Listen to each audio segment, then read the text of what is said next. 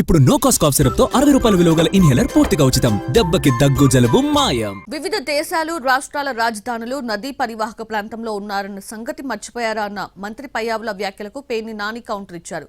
రాజధానిపై జగన్ వ్యాఖ్యలను వక్రీకరిస్తున్నారని, వర్షాకాలం వస్తే తుమ్మ చెట్లు నీళ్లు తొలగించడానికి 100 కోట్లు ఖర్చు పెట్టడం లేదా అని ప్రశ్నించారు.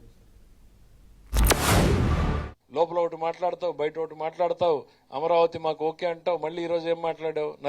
నదీ పక్కన నగరాలు ఎందుకు అని అంటావు. అయ్యా, ఢిల్లీ ఎక్కడుందయ్యా? యమునా నది ఒడ్డునుంది. కాశీ ఎక్కడుంది?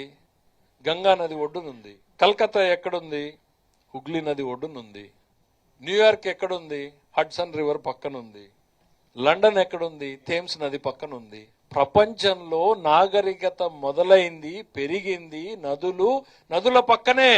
మేము ప్రకృతితో కలిసి పయనించాలనుకుంటాము, నువ్వేమో నీ ఓన్ రాజ్యాంగం ప్రకారం పోవాలని నువ్వు ముందుకు అనుకుంటావు. మరి రోజు మీరు ప్రతి సంవత్సరం చేసేది ఏంటి?